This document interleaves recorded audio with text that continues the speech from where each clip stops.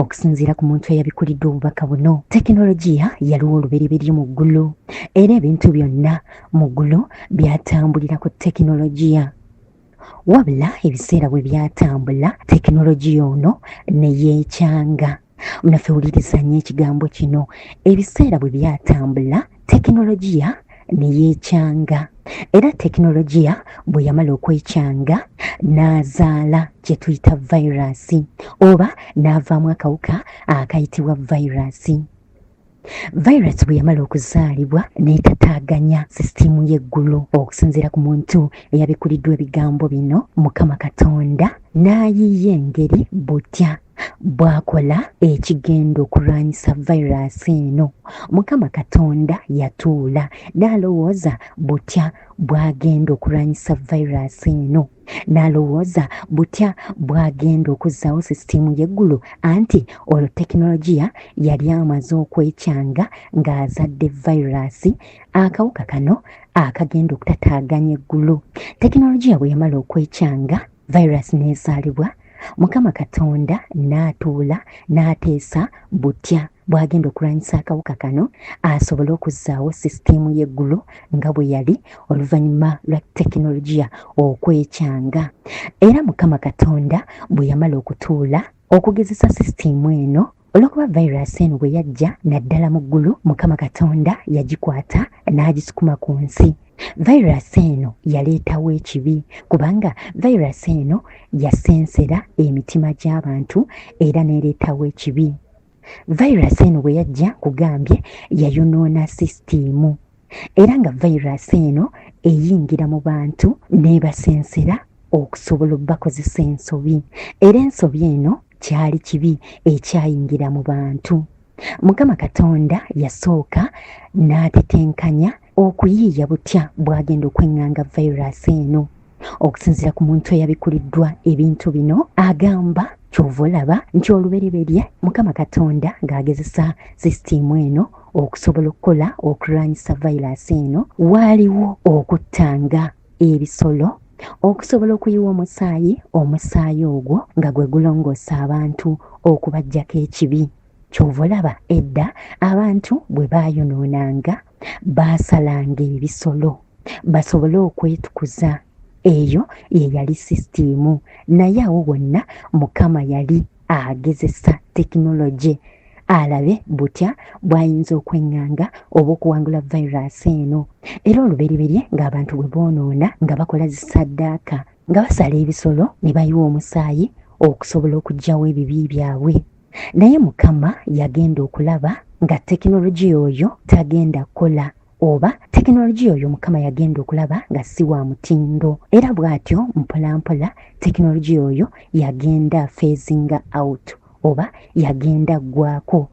Bw'atyo Mukama yajja modernizinga mpolampola. Mukama Katonda kyeyava atuula mu ggulu n'ayongera okumodernizinga tekinologiya. Bw'atyo Mukama Katonda yatuula n'akola antivayirasi gye bayita Yesu. Yesu yeringa antivayirasi Katonda gye yayiiya, ate nga ne Yesu oyo era mu sisitimu Katonda yali agezesa alabe oba naye n'akola. Era bw'atyo Yesu yajja ku nsi. Naye awo wonna Mukama yali ayiiya kintu ekigenda okulwanyisa vayirasi eno eyajjawo oluvannyuma lwa tekinologiya okukyankalana. Mukama Katonda n'ayiiya butya bw'agenda okulwanyisa vayirasi eyo, era Mukama Katonda n'avaayo n'amagezi agayitibwa Yesu oba n'avaayo ne antivayirasi eyitibwa Yesu Kristo. Bw'atyo Yesu Kristo yajja ku nsi. Naye nga mu Yesu ono mwe mugenda okuva tekinologiya alwana ne vayirasi eno. Kyova olaba Yesu yalina okugenda ku musaalaba akomererwe, omusaayi guyiike, olwo nno omusaayi ogwo gusobole okuba nga gwe guggyawo ekibi, oba omusaayi ogwo gusobole okubeera nga gwe gulwana ne vayirasi. Kyova olaba Yesu teyazaalibwa ng'abaana b'abantu bwe tuzaalibwa. Yesu tekinologiya owuwe yali aviira ddala mu ggulu. Okusinziira ku muntu eyabikuliddwa ebintu bino, vayirasi eyogerwako eyitibwa Sitaani tetya Katonda. Era Katonda yayiiya Yesu Kristo abeere bulletproof w'eggulu oba owa Katonda ne sisitimu yonna ey'eggulu. Nkugambye virus eyava mu kwekyanga kwa tekinologiya ye sitaani. Okusinziira ku muntu eyabikulidde obubaka buno, sitaani tatya Katonda. Kati Katonda yayiiya ekintu ky'asobola okwambala oba okwesabika aziyize virus eri eyali emaze okujjawo ye sitaani. Era Yesu Kristo bwe yajja ku nsi yalina okufa, okuyiwa omusaayi, okujjawo tekinologiya oli eyasooka ng'abantu omusaayi okwetukuza ebibi byabwe bamala kusala bisolo. Mukama Katonda yagenda okulaba nga virus eno sitaani tetya musaayi gwa bisolo. Bw'atyo Katonda n'ayiya tekinologiya wa Yesu Kristo okusikira tekinologiya w'okuyiwa omusaayi ng'abantu okutukuzibwa ebibi byabwe balina kuyita mu musaayi gwa Yesu, si gwa bisolo, kubanga tekinologiya w'ebisolo yali si wa mutindo gumala okulwana ne virus eno sitaani eyamerukawo mu ggulu. Wabula okusinziira ku muntu eyabikulidde obubaka buno, awo wonna Yesu we yabeerera ku nsi, Katonda yali agezesa tekinologiya ono alabe oba tekinologiya ono asobola okukola. Y'ensonga lwaki okusinziira ku muntu eyabikulidde ebintu bino, Yesu yalina okufa okulaba obanga n'emagombe bw'anaagendayo anaasobola okuzuukira. Era byonna byaliwo, okuyigganya Yesu kwaliwo n'okugenda emagombe kwaliwo, naye nga wonna Mukama Katonda ali mu kugezesa tekinologiya wa Yesu Kristo alabe oba anaakola. Oluvannyuma Yesu Kristo bwe yafa ku musaalaba, y'ensonga lwaki yagamba nti kiwedde. Okusinziira ku muntu eyabikulidde obubaka buno, Yesu yayogera ebigambo nti kiwedde kubanga yali ategedde bulungi nti Mukama we tekinologiya gw'aleese amaze okukola. Kyova olaba Yesu bwe yafa n'azuukira, Katonda n'akakasa bulungi nti tekinologiya ono wa Yesu wa mutindo, akoledde ddala agenda kuddamu atereeze sisitimu y'eggulu nga virus ono devo takyayina waayita ggulu, era nga na bonna abanaddamu okuyingira mu ggulu bayina kuyita mu antivirus eno Yesu Kristo okuddamu okuyungibwa ku sisitimu y'eggulu. Kale no munaffe gwe wenna gy'oli, oba oli Muyisiraamu, oba oli Mukatuliki, oba oli mulokole, oba oli ani, okusinziira ku muntu eyabikulidde obubaka buno, Yesu ye antivirus w'akawuka ke bayita sitaani. Nkugambye sitaani tatya Katonda. Katonda bwe yalaba nga tekinologiya yeekyanze ng'azadde akawuka akatamutya, n'ayiiya tekinologiya omulala nga ye Kristo Yesu. Kristo Yesu ye antivirus. Mwe mwenna bannaffe Abayisiraamu tobuzaabuzibwa yadde ogamba nti Katonda tazaala era tazaalibwa, ekyo kireme kubuzaabuza. Bino si bya Katonda kuzaala oba kuzaalibwa, bino bya tekinologiya addamu okuyunga ku sisitimu y'eggulu. Nkugambye sitaani tatya Katonda. Kati ne bw'oba osinza Katonda ng'omusinza nnyo, sitaani tatya Katonda. Olw'okuba sitaani tatya Katonda, Katonda kyeyava aleeta tekinologiya, kyeyava aleeta sisitimu eya Kristo, nti ne Katonda yeesabika Yesu Kristo. Okusinziira ku muntu eyabikulidde obubaka buno, n'eggulu lyonna yali wrapping oba yalizingirizaako antivirus gye bayita Yesu Kristo. Akawuka sitaani kaleme oddiyingira, kubanga akawuka sitaani katya kimu Yesu Kristo. Tekinologiya bwe kitwale nti Yesu antivirus, kitwale nti Yesu ly'eddagala ly'ekiyenje, nti ekiyenje kiri, sitaani bw'okifuuyira Yesu Kristo kivaawo. Okusinziira ku muntu eyabikulidde obubaka buno, kitwale nti omuntu gwe Katonda, omuntu olina amaanyi era osobola okutta ekiyenje, naye ekiyenje oyinza obutamalaako nakyo nga tokitaddeeko kiriti. Kati ne Katonda yagenda okulaba nga tamalaako ne sitaani. Mbireetawo ntyo otegeere ensonga eno. Newankubadde omuntu olina amaanyi era olubereberye Katonda bwe yakutonda yagamba genda ofuge ensi, naye waliwo ebintu ebikusinga amaanyi n'obiyiyiza amagezi okubiwangula. Tegeera bulungi, olina amaanyi era ofuga ensi eno, naye ebiyenje bisobola okusinga amaanyi okutuusa ng'oleese eddagala eri ebiyenje n'obifuuyira n'obimala amaanyi. Kati ne Katonda yatuula n'ayiya tekinologiya gwe bayita Yesu asobole okumala amaanyi ekiyenje kye bayita Sitaani. Mukwano gwange Omuyisiraamu, tobuzaabuzibwa nti Katonda tazaala oba tazaalibwa okusinziira ku muntu eyabikulidde obubaka buno. Bino si bya Katonda kuzaala oba kuzaalibwa, bino bya tekinologiya gwe bayita Yesu Kristo addamu okuyunga ku sisitimu y'eggulu.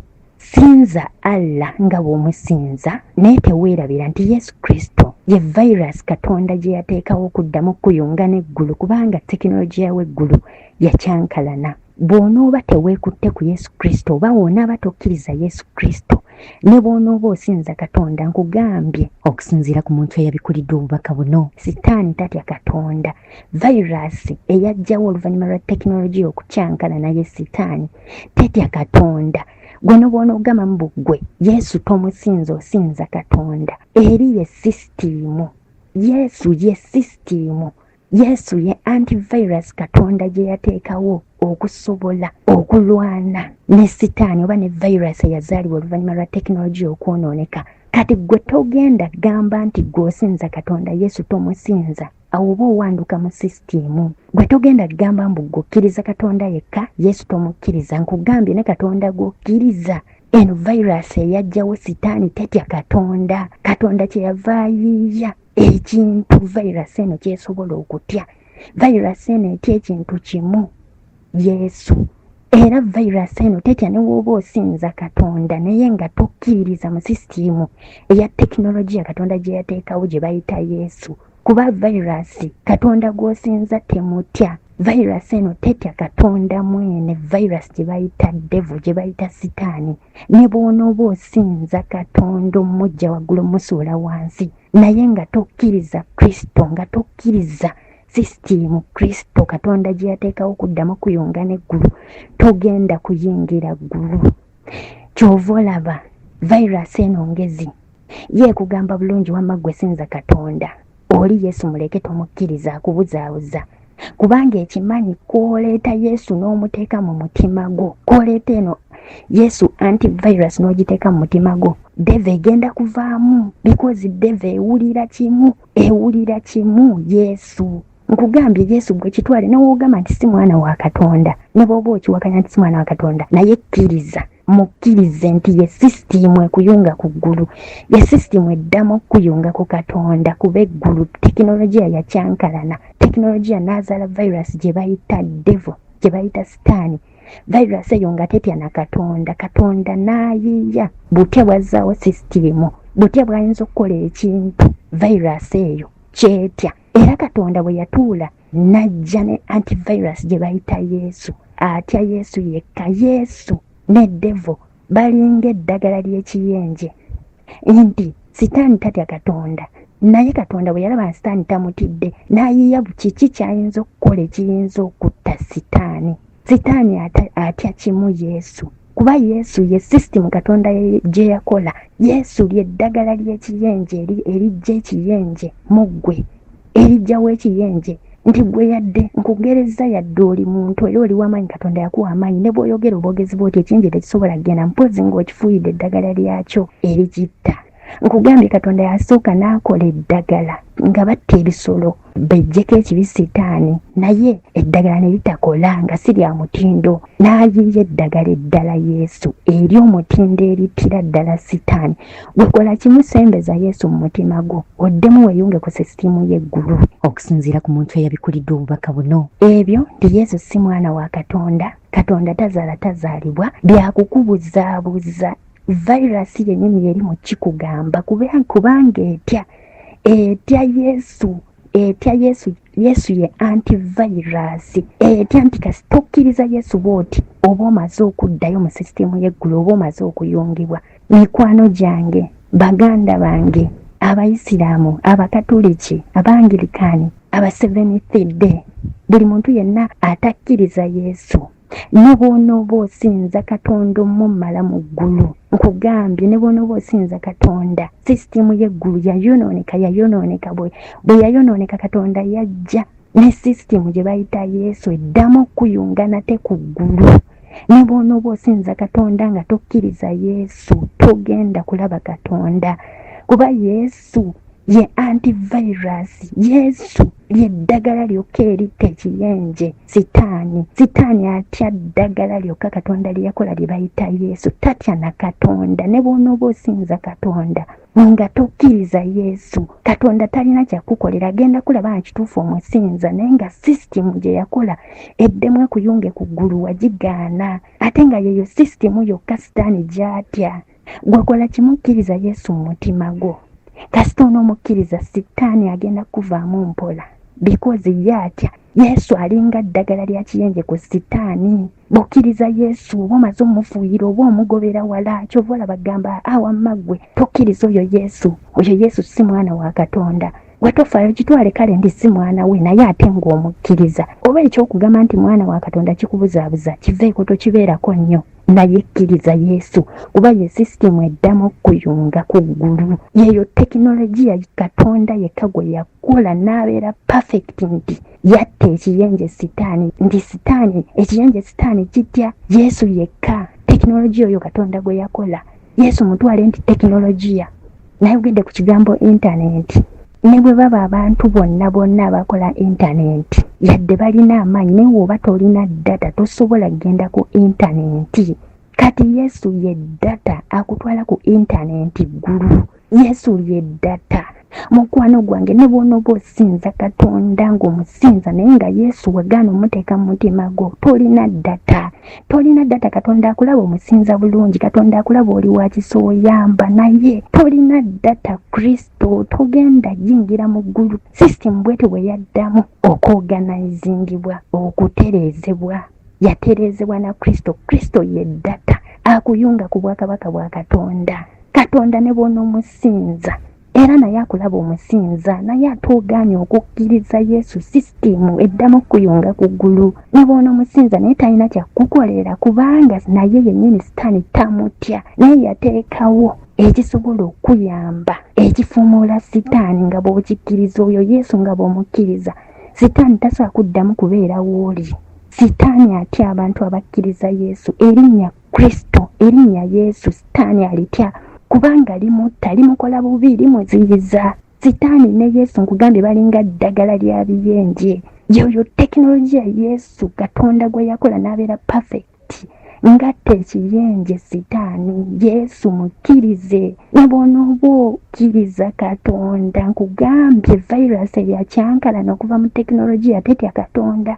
Okuyingira eggulu kwokka kwe kukkiriza Yesu, noddamu n'oyungibwa ku sisitimu y'eggulu eyali yakyankalana. Katonda n'aleeta tekinologiya wa Yesu addamu okutereeza sisitimu akuyunge ku ggulu. Ne bw'onooba okkiriza Katonda sitaani akulimu, togenda yingira ggulu kubanga eyo virus egenda beekulimu. Ekijja virus eyo mu ggwe ye antivirus Yesu. Bannaffe Abayisiraamu mukwate eddagala ly'ekiyenje baliyita ye Yesu.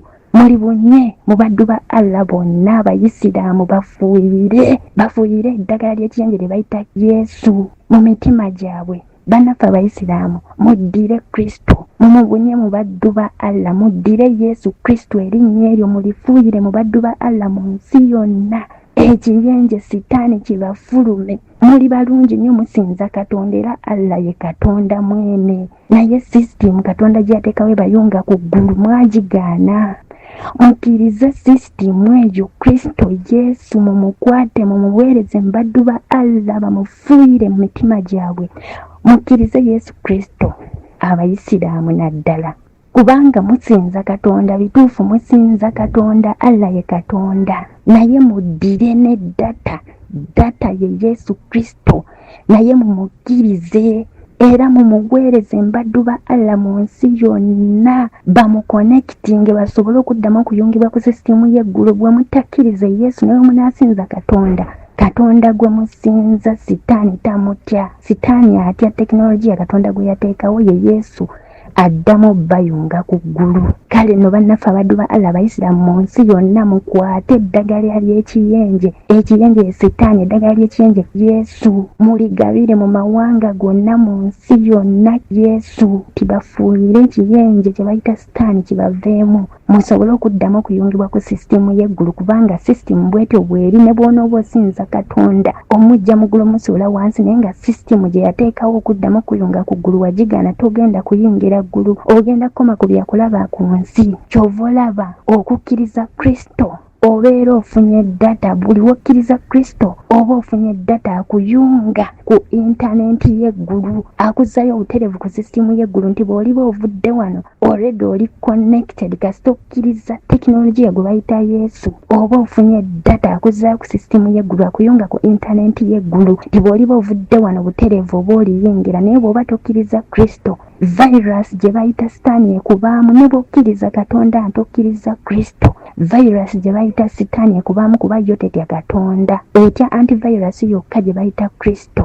N'olw'obukulu bw'ensonga eyo kyova olaba Yesu yagamba mukkirize Katonda, nange munzikirize. Bannaffe Abayisiraamu mukkirize Katonda ne Yesu mumukkirize. Gwe wenna atakkiriza Yesu naye ng'olina essuubi ly'okugenda mu ggulu, ng'ogamba kasita okola ebirungi, kasita oyamba abanaku, ozimba amasomero, oyambye abanaku, oyamba abalema, okola buli kimu, Yesu byonna obikolera Mukama abisiima. Naye wonooba tokkiriza Kristo ne Mukama talina kyakukolera, kuba Kristo ye sisitimu, ye antivirus etta Setaani mu ggwe, ejjamu Setaani mu ggwe. Kati bwetyo sisitimu bw'eri nga bw'olaba sisitimu y'ensi, nti bw'oba tolina ndagamuntu togenda kuyungibwa. Kati ne sisitimu y'eggulu bwetyo Katonda bwe yagikola oluvannyuma lwa virus Setaani okuzaalibwa. Katonda nazzaawo n'akola sisitimu n'aleeta virus, antivirus Yesu. Yesu oyamba abanaku, Yesu osinza Katonda, Yesu okola ebirungi, toli mwenzi, tokola ki, naye ogaanye antivirus gye bayita Yesu Kristo. Ebyo byonna ebirungi ne wooba obikola, ne wooba osinza Katonda, virus ekulimu mu ggwe etudde, era ye ekimanyi bulungi, tolina ggulu. Kola kimukkiriza antivirus gye bayita Yesu Kristo egenda okuyamba ogoba devo mu ggwe, esobole okuddamu okuyunga ku sisitimu y'eggulu. Ssebo nnyabo awulira eddoboozi lino okusinziira ku yafunye obubaka buno okuva mu ggulu, kkiriza Yesu Kristo. Bw'omukkiriza ogenda kuba ofunye data akuyunga obutereevu ku intaneti y'eggulu, akuzzaamu okuyunga ku sisitimu y'eggulu eyakyankalana oluvannyuma lwa tekinologiya okukyankalana. Tekinologiya w'eggulu n'azaala virus gye bayita Setaani. Virus eyo nga tetya na Katonda. Katonda n'ayiiya ki ekiyinza okutta virus eyo, oba ki ekiyinza okugirwanyisa, n'ayiiya nga ekiyinza okutta virus eyo ye Yesu Kristo. Buli muntu agaana Yesu Kristo tosobola kusikira ggulu, toliddayo mu ggulu, kubanga virus eba etudde mu ggwe. Kugambye virus tetya Katonda. Katonda lw'okuba yalaba virus temutya, n'atonda ekisobola okugirwanyisa nga ye Kristo. Kati mwe mubeera mugamba Katonda tasobola kuba nattima kuzikiriza abantu be yeetondera. Kituufu Katonda tasobola kuba nattima kuzikiriza abantu be yeetondera. Kyova olaba yabayiiyiza sisitimu Kristo, bayitemu eyo sisitimu baddemu bayungibwe ku ggulu. Naye buli agaana sisitimu ne Katonda naye aba talina kyamukolera. Kiringa omuntu eyakola amasimu ne intaneti. Kati gwe bw'oba toyina data, yadde omuntu oyo w'amaanyi aba talina kyakukolera. Bw'oba toyina data tosobola kugenda ku intaneti, olina kuba na MBs, olina kuba na data okugenda ku intaneti. Kati ne Katonda akwagala nnyo, kyova olaba yakutonderawo antivirus gye bayita Yesu Kristo, ejja devo mu ggwe, ejja Setaani mu ggwe. Setaani bw'akuvaamu n'oddamu n'oyungibwa ku ggulu. Kuba kati Katonda tasobola kuyingiza mu ggulu ng'olimu virus gye bayita Setaani bw'onooba tokkiriza Yesu. Yesu ye antivirus erwanyisa Setaani mu ggwe n'akuvaamu. Ne bw'onooba okola ebirungi, bw'onooba tokkiriza Yesu, Katonda tasobola kuyingiza ggulu, olimu virus ye Setaani etudde mu ggwe era ekugamba tokkiriza Yesu. Because bw'okkiriza Yesu oba ogigoba virus. Kati bw'onooba tokkiriza Yesu, Katonda tagenda kuyingiza ggulu, talina wakuyisa, olimu virus.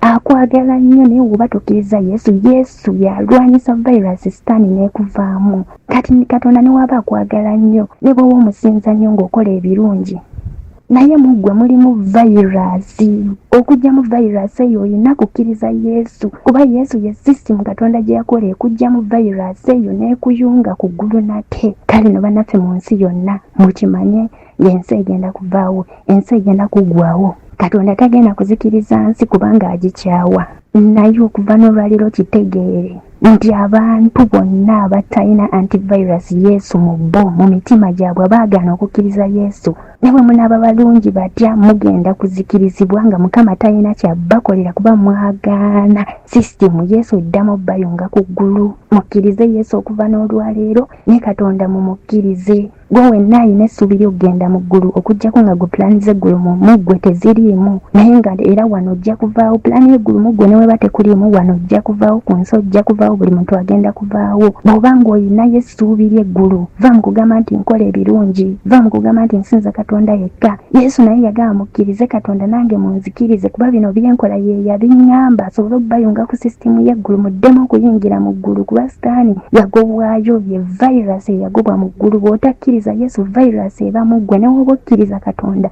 nga tokkiriza Yesu vayirasi eba mu ggwe toliyingira ggulu. Tebasobola kuzza vayirasi eyo mu ggulu. Bwe banakutwala mu ggulu gwe atakkiriza Yesu olwedde ojjaba ne vayirasi. Kigenda kwewuunyisa nnyo bulijjo osinza Katonda naye oyingire mu geyeena. Lwaki? Kubanga obadde osinza Katonda naye wagaana okukkiriza Yesu alwanyisa vayirasi mu ggwe kuba Katonda gw'osinza Sitaani tamutya. Gwe wenna ng'olina essuubi ly'okugenda mu ggulu oba ery'okulaba Katonda, kkiriza Yesu Kristo era onoonye ne bye yayogera obigendereko ne Katonda omukkirize. Yesu ne Katonda tebakubuzaabuza. Katonda ye Katonda ne Yesu ye antivirus. Katonda gye yakola. Yesu ye tekinologiya Katonda gwe yakola okulwana ne Sitaani, era Yesu yajja Sitaani mu ggwe n'akuvaamu n'adda wali ku bbali. Naye ate buli wootakola Yesu bye yagamba, kuba Yesu bye yagamba si ye yabigamba, kitaawe Katonda ye yabimugamba. Kati gwe kitwale Yesu oba omuyita Katonda, oba omuyita tekinologiya, oba omuyita antivirus, oba omuyita data, oba omuyita mwana wa Katonda, gwe muyite kyonna ky'omuyita naye mukkirize n'ebyagamba. Ate okumanya eno virus eyagala nnyo oleme egenda mu ggulu eba ekuceekingako buli kiseera, era gwe ne Yesu mutuuseewa. Omukkiririza ddala oba omwogerako boogezi, because eno virus yagobwayo mu ggulu era naawe tekwagaliza genda mu ggulu. Bw'onokkiriza Yesu egenda kuba ekuceekingako. N'olw'ensonga eyo mukkirize Yesu ng'ate weetereeza, gendera ku Yesu bye yayogera kuba si ye yabyogera. Biri Yesu bye yayogera yali akugamba tekinologiya kitaawe gwe yakola asobola obbakuumira ku ggulu, asobola okukuyunga ku sisitimu y'eggulu. Kati buli w'obivaako oba ova ku mateeka ku tekinologiya Katonda gwe yakuyungako okusobola okuddamu okugenda mu ggulu. Era eno virus ejja kuceekingako erabe ng'ekukuba left, right and center okulaba ng'erikulemesa eggulu. Eno virus gye bayita devil, Sitaani, tejja ddi kwagaliza ddi gendamu awo ng'oseeyeeya. Bw'omala okukkiriza Yesu ne Katonda mukkirize, ate okkirize ebyo bye wawulira Yesu bye yayogera, kuba Yesu bye yayogera teyabyogera ku bubwe. Yali akugamba sisitimu nga weetambula nga tekinologiya, yali akulagirira tekinologiya, yali akulagirira bukodyo. Kati fuba nnyo okulaba okkiriza Yesu ate okole ne bye yakugamba. Gwe wenna alina essuubi ly'okulaba Katonda, gwe wenna alina essuubi nti wano ogenda kuvaawo ku nsi, gwe wenna akkiriza ti ensi erivaawo, olyetaaga mu bulamu ng'ovudde wano okulaba Katonda, obutanyigirizibwa kuba ye Sitaani alina okubonerezebwa. Eno virus erina okubonerezebwa. Buli lw'otokkiriza sisitimu Katonda gye yakola Yesu, olina okugenda wamu n'eno virus. Eno virus erina okubonerezebwa. Teyagala genda yokka, eyagala mugende mwenna, mbwerumye Katonda. Kati n'olw'obukulu bw'ensonga eno, bw'oba okkiriza Yesu mukkiriza ne Katonda omukkirize, ebirala by'okkiriza by'otomanyi bozinga gwe eggulu toliriiko ng'oyagala kugenda wamu n'eno virus Sitaani kuba yo balina ogibonereza. Naye bw'oba omanyi ng'ojja kugenda mu ggulu ng'oyagala okulaba Katonda, kuba tewali yali afudde n'akomawo okuggyako Yesu. Ate Yesu tekinologiya Katonda yali amugezesa era n'akola. Era Yesu okuzuukira kwe yazuukira kuba Katonda yali alimugezesa tekinologiya we alabe oba Yesu ayinza n'okuzuukira, era n'amugezesa n'akola. Naye okuggyako Yesu teri muntu yali akomyewo wano. Bw'oba omanyi nti olina obulamu bwe weetegekera nti because wetuva wano tetukomawo, kati tandika weeyunge ku sisitimu gye bayita Yesu, ne by'osinza by'otomanyi biveeko. mpozi nga oyagala kugenda wamu ne virus gye bayita sitaani, naye buli kyosinza kyonna ekitali Yesu na Katonda oli ku sayidi ndala ya virus ya sitaani, era ojja kugenda wamu nayo. Katonda talina kyakukolera. Bw'oba omanyi olina kyosinza ekitali Katonda, kiveeko. Kkiriza Yesu ne Katonda omukkirize. Mpozi gwasinze ebyo ng'oli mukakafu nti gw'oyagala kugenda n'eri virus sitaani mugeyeena, kubanga ye erina okubonerezebwa. Naye bw'oba omanyi ng'ojja kulaba Katonda ng'ovudde wano, bw'oba omanyi nga weesunga okulaba Katonda era ng'okkiriza nti eggulu gy'eriri era ng'okkiriza nti abafa tebadda, waliyo obulamu obulala. Kati by'osinza by'otomanyi ebitali Katonda biveeko, okkirize Yesu ne Katonda omukkirize. Kale n'olubukulu bw'ensonga eyo bannaffe y'ensonga eyo. Obubaka buno bwabikuliddwa omuntu omu okuva mu ggulu. Butwale nga buli siriyasi. Ku nsi tuli bagenyi twajja kukyala. Tambuza vidiyo eno okutuuka ng'etuuse ku buli muntu yenna mu nsi yonna. Mwebale nnyo bannaffe. 88.8 CBS FM.